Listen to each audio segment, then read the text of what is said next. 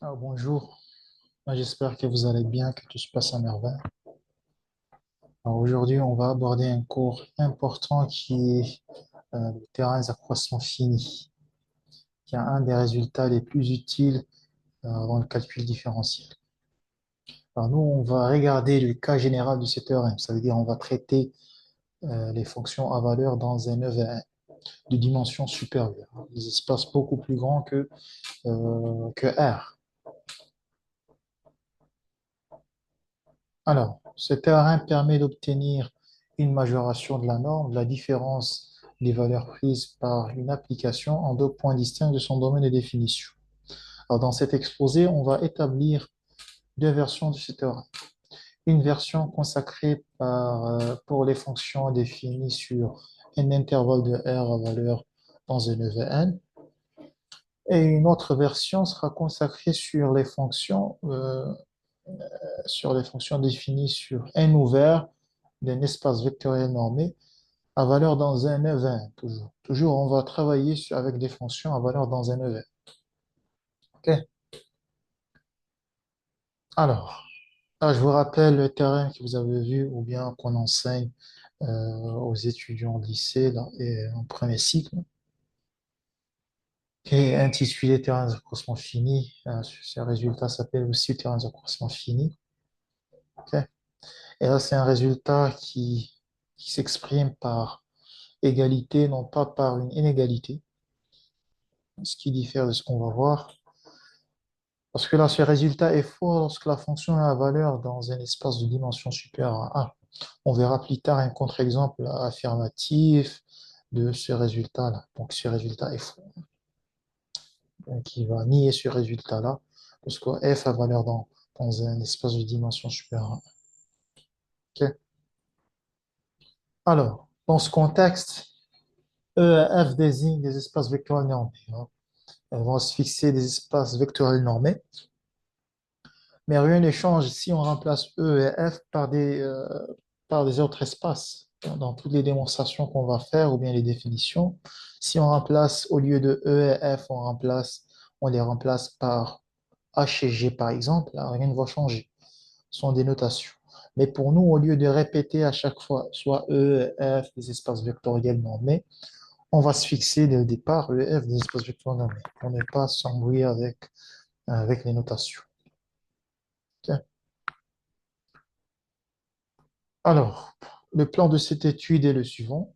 Bon, dans un premier temps, on va établir le terrain d'accroissement fini pour les fonctions définies sur un intervalle de R à valeur dans un EVN, ok, et ses conséquences. Et la deuxième partie sera consacrée au terrain d'accroissement fini pour des fonctions définies sur n ouvert d'un EVN à valeur dans un EVN. Alors, là, les EVN en question bon, sont E et F, hein, ce qu'on s'est fixé au départ, hein, pour ne pas chaque fois redéfinir les EVN. Alors là, le théorème en question.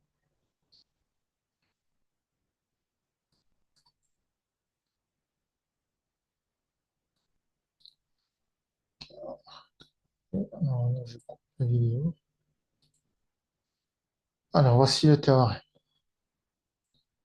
Soit f défini de AB, euh, f défini de AB à valeur dans F, et G défini de AB à valeur dans R, deux applications continues sur le segment AB.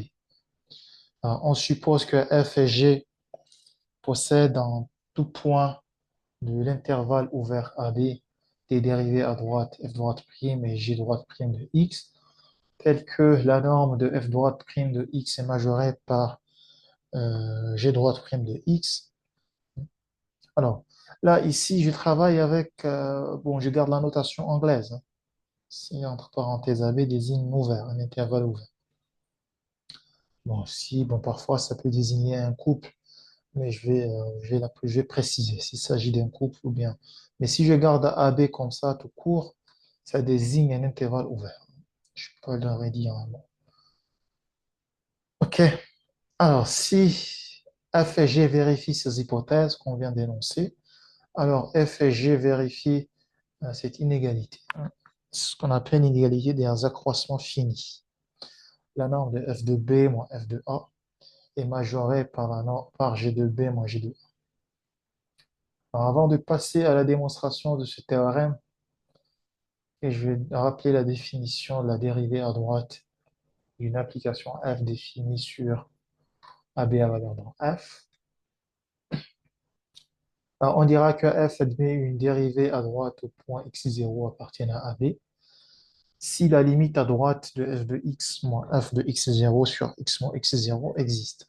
Bon, existe, ça veut dire que cette limite appartient à f. Ok. Alors, si cette limite existe, on note cette limite, la dérivée à droite, la dérivée à droite au point x0. Ça qu'on la note. Alors, ici, bon, j'ai rappelé la dérivée à droite. On peut rappeler la dérivée à gauche rapidement. Là, c'est ça la limite à gauche. Et ce sera la limite à gauche de tous. C'est la même chose, mais ici, au lieu de prendre la limite à droite, on va prendre la limite à gauche. Là, j'ai rappelé ça parce que bon, je travaille avec bon, le théorème est énoncé avec les dérivées à droite. Mais bon, une remarque aussi, ce théorème aussi est vrai lorsqu'on remplace les dérivées à droite par les dérivées à gauche. C'est-à-dire si f et g possèdent en tout point x de l'intervalle ouvert avec des dérivées à gauche, f gauche prime, euh, g gauche prime, vérifiant cette inégalité, alors on a cette inégalité aussi qui est vraie. Ok.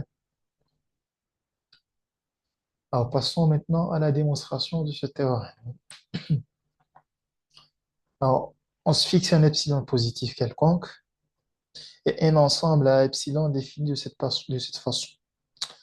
L'ensemble des x appartiennent à AB, tel que x soit z appartienne à x.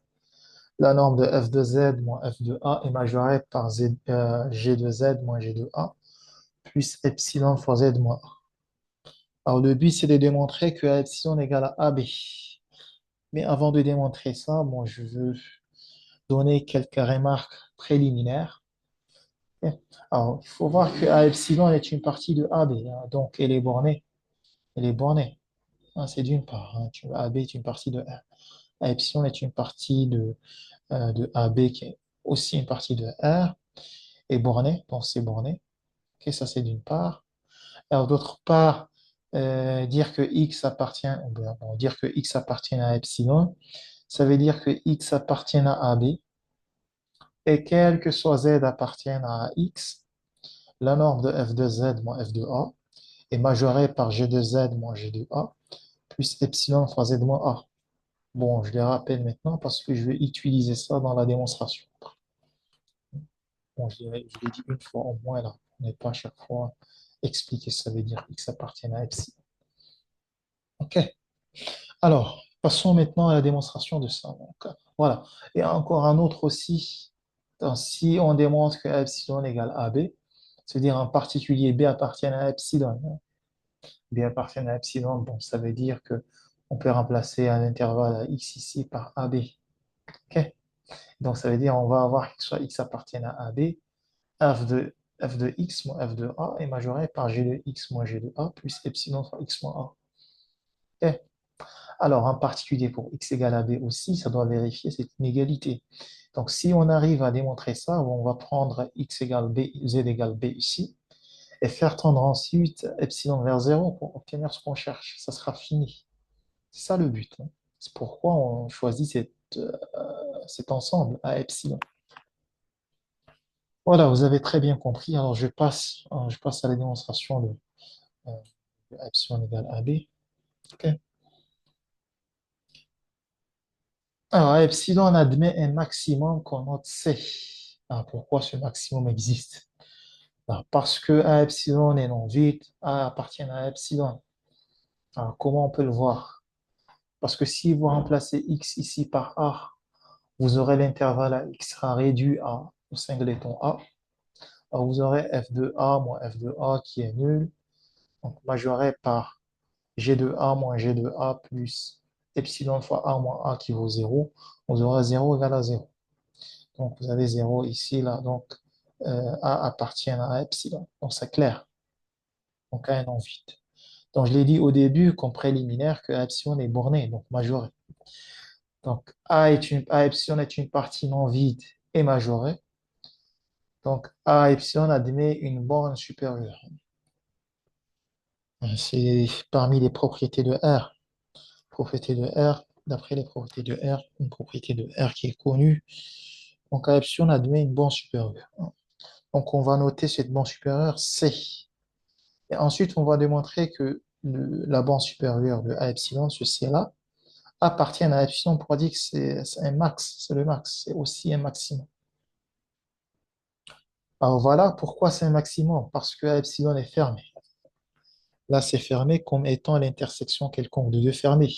C'est l'intersection quelconque de fermés. Alors, vous voyez que ici, AB est fermé, là, c'est un fermé borné. Ok, donc c'est fermé. Et H-1 du fermé moins l'infini 0, là, c'est infermé parce que H est continu avec H. Pardon, pardon. H est la fonction définie de cette manière. H de x égale ça moins f de x moins f de a moins g de x plus g de a moins epsilon fois x moins a. Ici, on a transposé cette quantité à gauche. Hein, on a rajouté à ça. Alors, ça, c'est continu, parce que f et g continuent par hypothèse. Donc, c'est continu. Et A epsilon est l'image réciproque d'un fermé par une application continue, donc fermée. Inter-infirmé et l'intersection quelconque des fermés reste infirmée. Donc, A epsilon est fermé.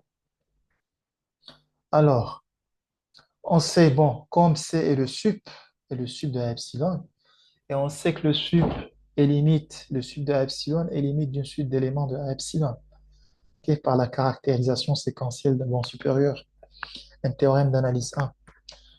Et donc, voilà, puisque epsilon est fermé, donc cette limite reste dans epsilon.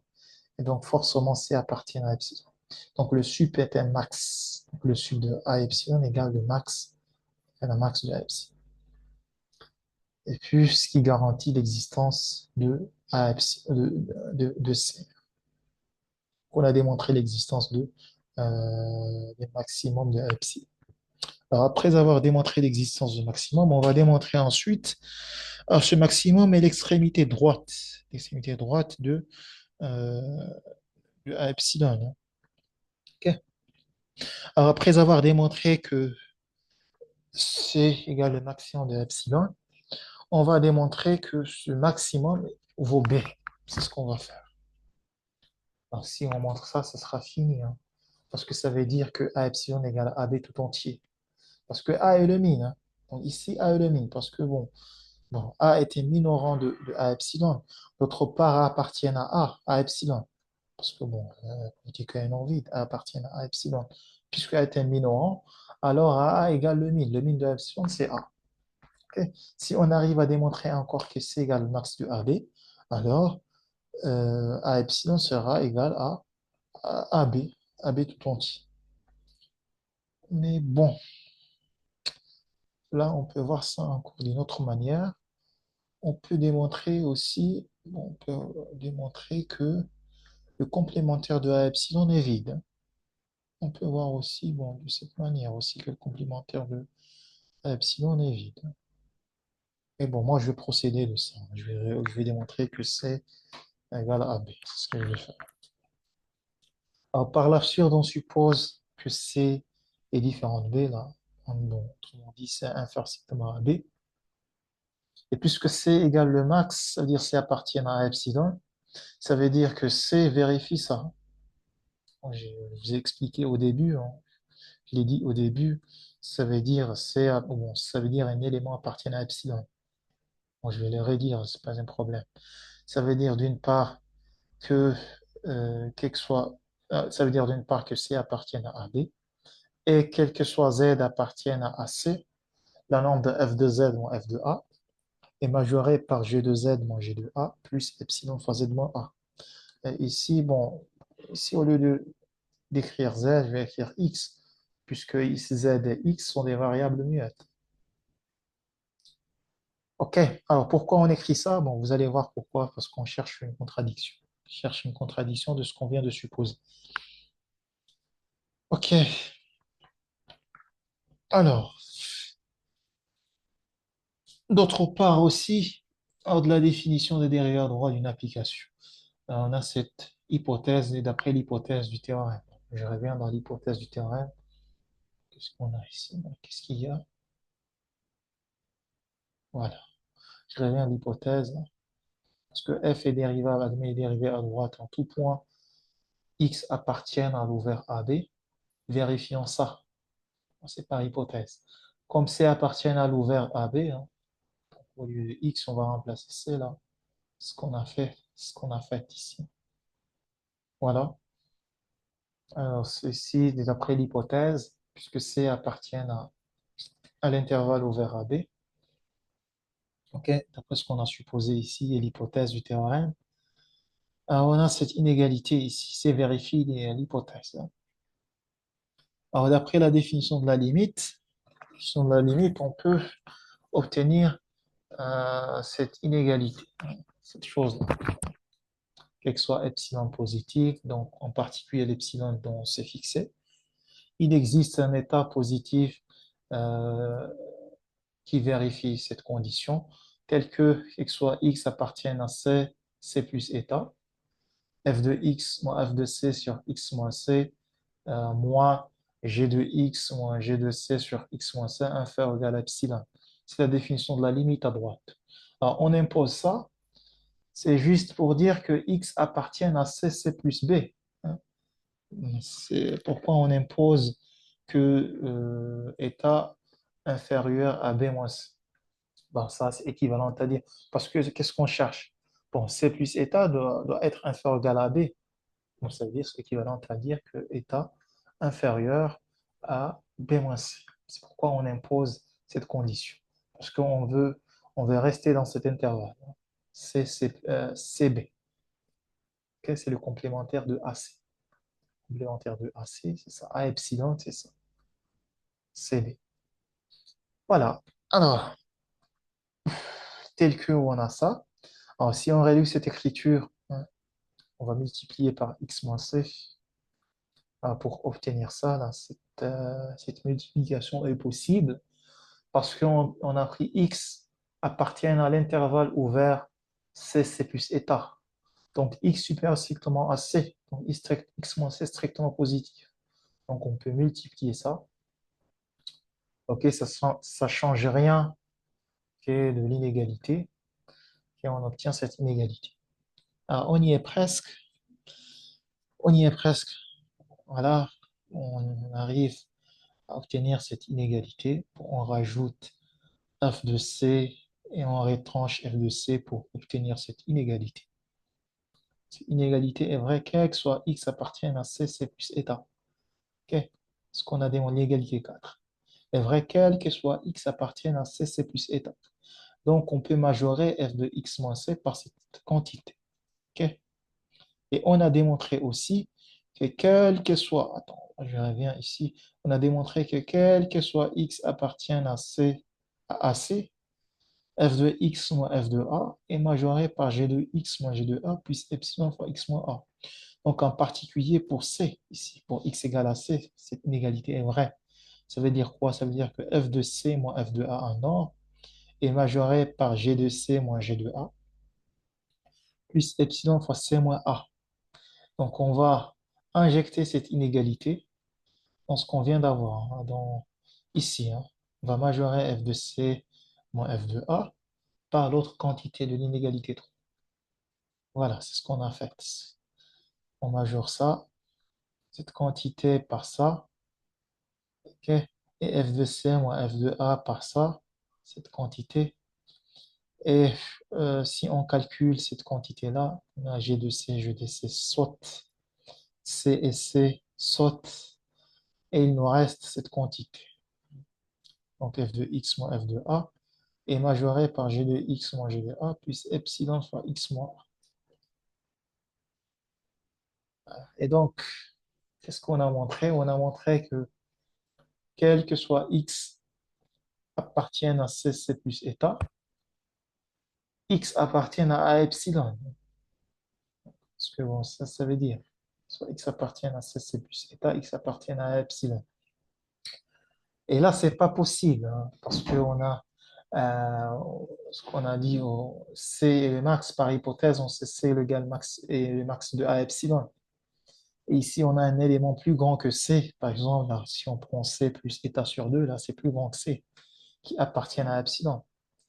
Donc, pour voir l'absurdité, hein, sinon, si tel est le cas, si vous prenez C, C plus état sur 2, bon, c'est un élément de A epsilon qui appartient à epsilon, ça veut dire que C, comme C est le max de A epsilon, ça veut dire que C est supérieur à C plus, au supérieur ou égal, à C plus état sur 2.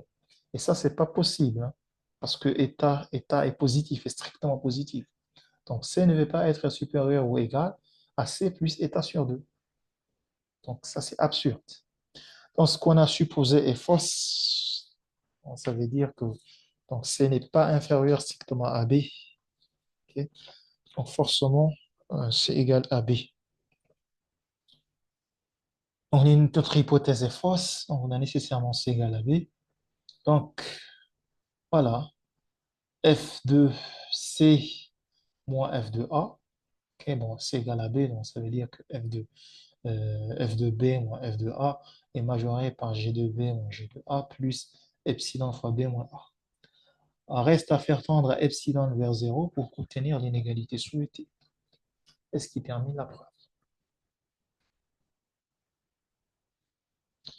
Alors, comme conséquence de ce théorème, théorème d'accroissement fini, alors maintenant, au lieu de supposer que la norme de f droite prime de x est majorée par une fonction g, euh, la dérivée de g prime droite, euh, on suppose qu'il existe un m positif tel que la norme de f droite prime de x est majorée par m. Alors la norme de f de b moins f de a est majorée par 1 fois b moins a. Alors, bon, ici dans l'autre théorème, là je reviens ici, là, je reviens dans le théorème précédent. Alors, ici, si on remplace, au lieu d'avoir cette condition-là, g, si au lieu d'avoir g, euh, si bon, on va énoncer le corollaire ici, là, soit f défini de AB vers f continue sur le segment AB, et on suppose qu'il existe un m, on suppose que f admet une dérivée à droite, ok, une dérivée à droite en tout point x appartiennent à AB, à l'ouvert AB. Et d'autre part, on suppose qu'il existe un 1 positif tel que la norme d'un dérivé à droite f droite prime de x est majorée par m. Alors, f vérifie la norme de f de b moins f de a est majorée par 1 fois b moins a. Ça, le corollaire, hein. Je reviens sur le corollaire. Voilà, c'est ça le corollaire. Soit f une fonction continue sur le segment AB qui possède en tout point x de l'intervalle ouvert AB une dérivée à droite euh, f droite prime de x. Alors, si il existe un 1 positif tel que la norme de f droite prime de x est majorée par m, alors f de b moins f de a en norme est majorée par m fois la norme de b moins a. Majorée par m fois b moins a. Ok. Alors, la preuve ici, où on a remplacé 1 par mx. Vous voyez bien que là, si vous remplacez euh, g par mx, g droite prime de x, ce sera m. Ok. Parce que g dérivable ici, bon, g dérivable, bon, la dérivée à droite égale la dérivée à gauche sera égale à m. Et donc, vous avez la norme de f de b moins f de a est majorée par g de b moins g de a. Mais g de b, ça sera ma, ça sera mb plutôt. Et g de a, ça sera ma. Donc, vous aurez mb moins ma sera égal à 1 fois b moins a. Donc, vous obtiendrez l'inégalité d'accroissement fini. Alors, comme remarque, le théorème énoncé là, les théorèmes, même le corollaire aussi, sont valables lorsqu'on remplace les dérivés à droite par des dérivés à gauche. Et le corollaire et le théorème aussi restent vrais pour les dérivés à gauche. Alors, la deuxième remarque, Bon, j'ai énoncé précédemment, bon, j'ai signalé avant, là, avant même l'énoncé du théorème, j'ai dit que les termes d'accroissement fini vus en première année ou bien et au lycée, hein, est faux. Est faux lorsqu'on travaille lorsqu'on fait face à des fonctions à valeur dans un EVN de dimension supérieure à 1. Alors, pour ce faire, prenons cette application F, bon, qui satisfait toutes les conditions du théorème d'accroissement fini vu en première année. F continue sur 0,2 pi, ok, dérivable sur l'ouvert 0,2 pi, voilà, c'est facile à vérifier ça. Mais le problème, c'est qu'il n'existe aucun point C, ok, il n'existe aucun point C de l'intervalle ouvert 0,2 pi, tel que f' de C égale à f de 0 moins f de 2pi, f de 2pi moins f de 0 qui est nul, qui est 0, 0. Il n'existe aucun point C qui vérifie ça. Ok. Donc, c'est facile à voir les calculs. Si vous calculez la dérivée f' de t, c'est la matrice jacobienne. La matrice jacobienne de f. Ça, c'est la dérivée de f par rapport à la dérivée de cosinus et moins sinus de t. Et la dérivée de sinus par rapport à t qui vaut euh, cosinus. Ok. Mais cosinus s'annule en pi sur 2. Ok. Sinus s'annule en 0 et en 2pi. Ok. Ce sont les seuls points que... mais on sait, bon, si c'est nul, ça veut dire que t cosinus et sinus égale à 0, 0. Comme ça, c'est impossible sur l'intervalle 0 depuis ouvert. Voilà.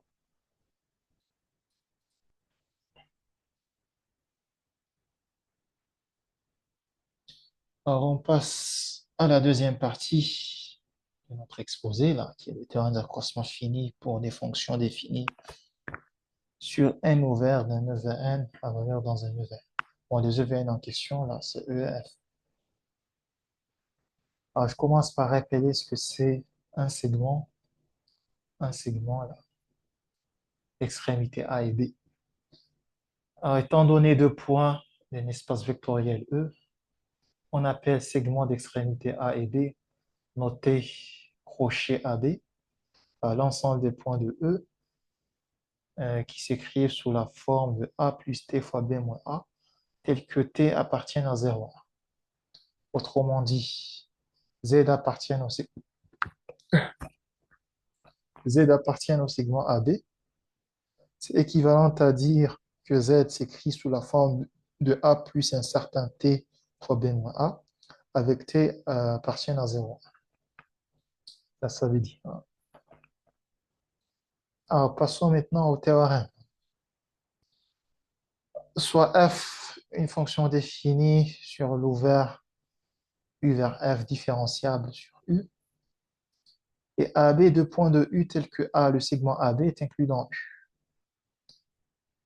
Alors, f vérifie cette inégalité, l'égalité des accroissements phi. La norme de f de B moins f de A est majorée par le sup de Z appartient au segment AB, de f' de Z fois la norme de B moins A. Alors là, je signale une chose ici. Là, il faut faire une distinction des normes ici. Je n'ai pas écrit j'ai pas précisé des normes ici, mais il faut être en mesure de faire la distinction parce qu'on travaille avec des espaces de dimension quelconque. Bon, les normes ne sont pas équivalentes. Il se peut que les normes ne sont pas équivalentes. Hein. On travaille avec des espaces de dimension quelconque. On n'est pas en dimension finie dont toutes les normes sont équivalentes. Alors ici, c'est la norme, par exemple, de l'application linéaire, la norme de L de EF. Et ça, c'est la norme de E, la norme relative à E. Et ça, c'est la norme relative à F. OK. À un cas particulier, U est convexe. Alors, cette condition, c'est juste pour dire que cette condition-là, entre deux points quelconques de U, le segment AB est inclus dans U. Convexe veut dire que cette propriété est toujours vérifiée. Ça veut dire convexe. Hein. Je rappelle, c'est convexe. Alors, une partie U est convexe si deux points quelconques de U, le segment AB est inclus dans U. Ça veut dire convexe. Hein. Et je ne l'ai pas écrit ici, mais c'est connu. Hein. Je le rappelle quand même. Alors, s'il existe un 1 positif tel que pour tout x appartient à U, la norme de f' de x est majorée par 1. Alors, pour tout couple AB de U, voilà, vous voyez bien maintenant, ce n'est pas un ouvert, mais c'est un couple. Pour tout couple AB de U, l'application f vérifie la norme de f de B moins f de A est majorée par 1 fois B moins A. Vous voyez, lorsque f' de x en norme est majorée par 1, ici, on va majorer ça par 1 fois B moins A. C'est pourquoi c'est un cas particulier. À condition que U soit convexe. Hein. OK? Condition que U soit convexe. Voilà, maintenant on passe à la démonstration de ça. Alors, pour démontrer ça,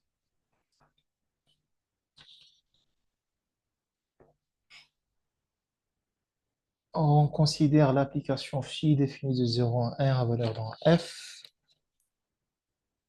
que définie par f phi de t égale f de a plus d fois b moins a. Voilà, vous avez a plus d fois b moins a sur le segment joignant a et b. Hein. C'est le segment joignant a et b. Ce sont tous les éléments du segment AB. C'est écrit sous cette forme. Ok. Alors, premièrement, phi est continu sur 0,1. Pourquoi? Parce que phi est la composée de deux fonctions continues. F est continu parce que f est différenciable. Par hypothèse, f est différenciable sur U. OK? Et donc, ça c'est une fonction affine. A plus t fois b moins a est dérivable sur 0,1. Donc, f rond, cette chose-là, est dérivable. Hein, est dérivable sur 0,1 par les théorèmes généraux d'après les théorèmes généraux de la continuité. Et aussi différenciable, bon, par les théorèmes généraux, là, la différenciabilité.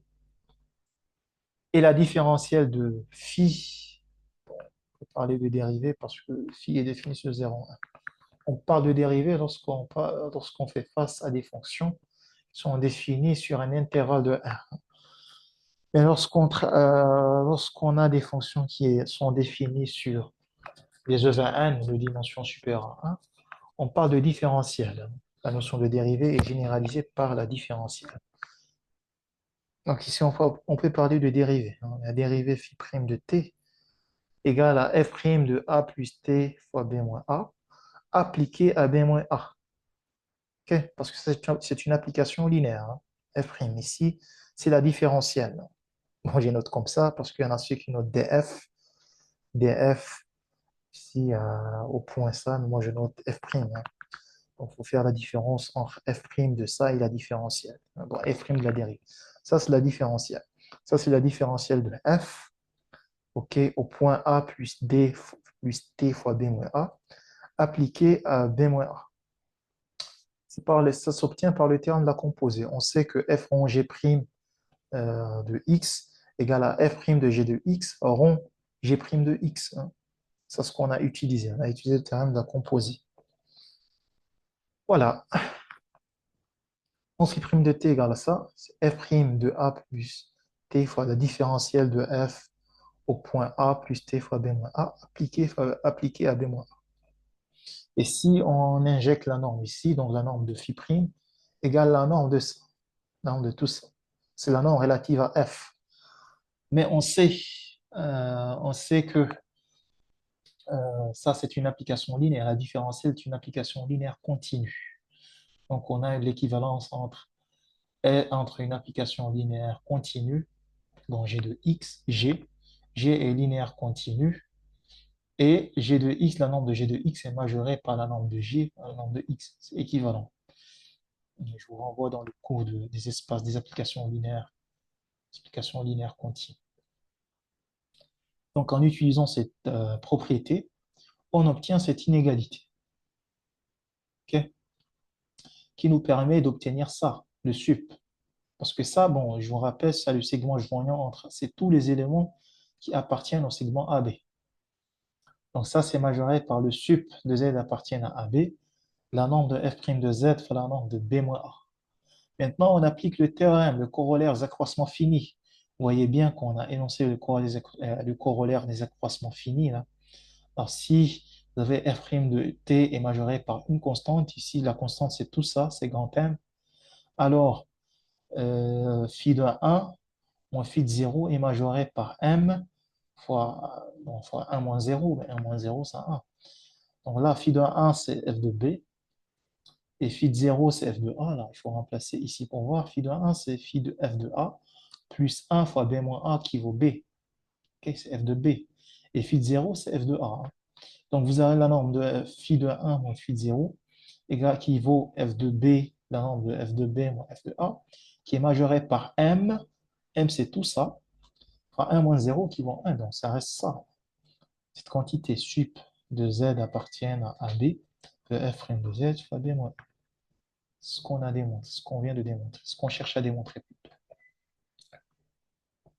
Alors, on passe maintenant à un corollaire accroissement fini. Là, c'est déjà utilisé. On a l'habitude de l'utiliser même dans R. Si vous avez une application ou une fonction dont la dérivée est nulle, alors f est constant. Alors, ce résultat est vrai aussi, mais pour les fonctions définies sur n ouvert connexe. Hein. Cette propriété est importante. Cette condition est très importante. Connexe. Alors, je rappelle ce que c'est connexe. Hein. On dit qu'une partie est connexe. Bon, disons U. U est une partie connexe si et seulement si les seules parties ouvertes et les seules parties de U qui sont à la fois ouvertes et fermées sont le vide et l'espace lui-même, et U lui-même. Hein. Ça veut dire la connexité. Ça veut dire qu'il n'y a pas d'autres parties qui sont à la fois ouvertes et fermées à part le vide et U lui-même. Ça veut dire connexe. Donc voilà, si vous avez une application différentielle sur un tel ouvert, dont sa différentielle est nulle, alors cette application est constante. Donc on va démontrer ça. Alors pour ce faire, on considère un ouvert connexe, ici quelconque, hein, et F, une application, bon, l'application qui vérifie les hypothèses du corollaire, ça veut dire différenciable, tel que la différentielle est nulle. Donc on cherche à démontrer que F, cette application est constante. Ça veut dire il vaut F de quelque chose qui est fixe. Alors quelque chose, bon, on va prendre par exemple A. A fixé, là, appartient à U fixé. On va démontrer que F de X égale à F de A, quel que soit X appartienne à U. C'est ce qu'on va faire. Alors pour cela, on considère l'ensemble A, qui vaut l'ensemble des X appartiennent à U, tel que F de X égale à F de A. Alors le but, c'est de démontrer que A égale à U. Parce que si A égale à U, ça sera fini. Bon, c'est ce qu'on vient de le dire. Quel que soit X appartienne à U, F de X égale à F de U. Donc ça veut dire par définition de A. Parce que dire que X appartient à A, ça veut dire que X appartient à U d'une part, et d'autre part, F de X égale à F de A. Alors, on commence à montrer que A est non vide. Donc, ça veut dire que A ne peut pas être le vide. Donc, A est non vide. Pourquoi? Parce que, bon, par définition de A, on a f de A égale à f de A. Donc, rien à démontrer dès lors A appartient à U. Donc, f de A donc, appartient à A. Par définition même de A. Ok. Reste à voir, il y a une seule possibilité. Hein. Donc, est-ce que A est à la fois ouverte et fermée? Enfin, pour dire que A égale à U. Ok. Alors, A est fermé. Pourquoi? Parce que A est l'image réciproque d'un fermé, hein, le singleton f de A, ok, par une application continue. F continue parce que F est différenciable. Donc F différenciable, bon, si F différenciable, alors F continue. Hein, c'est une condition nécessaire dans l'implication. Si F différenciable, alors F continue. Alors, F est l'image, A est l'image réciproque d'un fermé par une application continue, donc c'est un fermé. Reste à voir, est-ce que A est ouvert? C'est ce qui a un peu, ce qui a un peu de travail. Hein. C'est là où il y a un peu de travail. Alors, pour montrer que A est ouvert, on va prendre un point de A, on va chercher une boule centrée en ce point, ok, totalement incluse dans A. Donc, c'est ce qu'on va faire. Alors, comment obtenir cette boule? On va utiliser le fait que U est un ouvert. Hein. Bon, c'est la seule condition parce que dans la définition des ouverts, là, ce qu'on dit A est ouvert, U est ouvert, ça veut dire tout point de U tout point de U est centre d'une boule totalement incluse dans U. Ça veut dire U ouvert. C'est ce qu'on va utiliser. Alors, ok, allons-y. On prend X appartient à A. On va chercher cette boule, hein. Voilà ce qu'on sait. X appartient à A. Bon, ça veut dire que X appartient à U. Et F de X égale à F de A. Bon, je l'ai rappelé là. Je l'ai dit oralement au début, mais bon, heureusement, je l'écris ici pour le voir, pour le garder avec nous là. Alors, comme U est un ouvert, donc on peut trouver une boule centrée en X, parce que X appartient à U. Alors, on peut trouver une boule centrée en X totalement incluse dans U. Ok. Alors, on va démontrer que cette boule est incluse dans A. C'est cette boule-là cette boule-là qui va faire l'affaire. Alors, d'autre part, on sait que f' de z égale à 0, c'est par hypothèse que soit z appartienne à U, parce qu'on sait que la différence elle est nulle, par hypothèse sur U. Donc, en particulier, elle est nulle sur la boule centrée en X et de rayon R, parce que c'est une partie de U. Ok. Et maintenant, on va utiliser ces hypothèses, ou bien ces résultats, pour montrer que cette boule, la boule centrée en X, est incluse dans A. Alors, on prend un élément Y appartiennent à cette boule, la boule centrée en X. On va démontrer que Y appartient à A. Ça veut dire on va montrer que f de Y égale à f de A. C'est ça le but, c'est ce qu'on va faire. Alors, comment? En utilisant le théorème d'accroissement fini. Alors, on a les boules sont convexes, hein. Alors, je reviens là, peut-être je veux revenir à théorème d'accroissement fini. Alors, les boules sont convexes. Ok, là, je reviens là.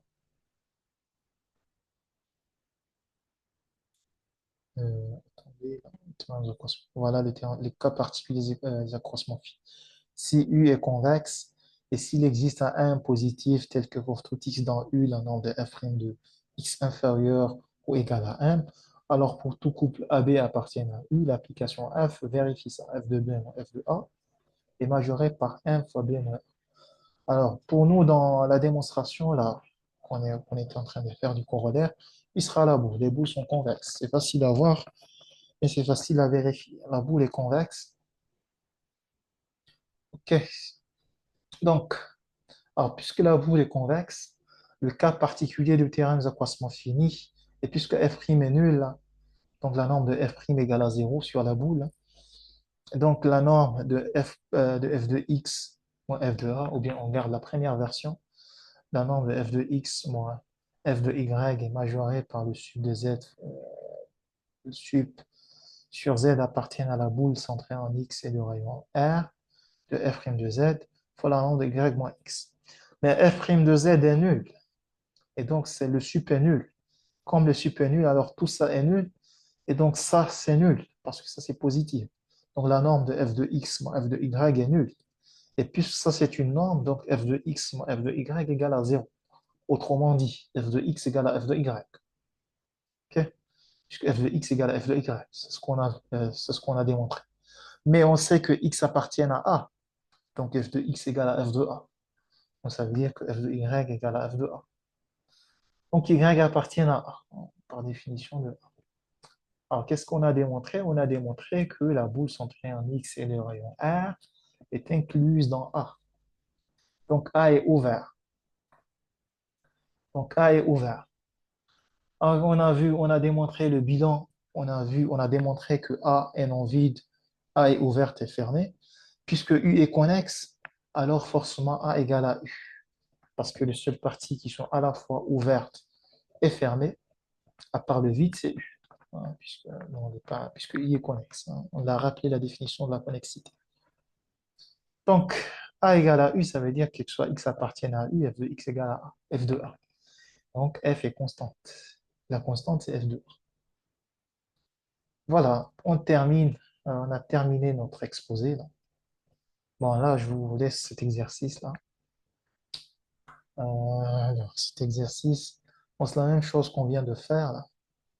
Bon, si vous posez phi égale à f moins g, hein, vous allez faire la même démonstration, ou bien vous appliquez le corollaire qu'on vient de voir, ça sera direct. Et moi, je vous conseille de faire l'exercice, de faire la démonstration de ça. OK? sans utiliser là, le corollaire, hein. Faire la même démonstration.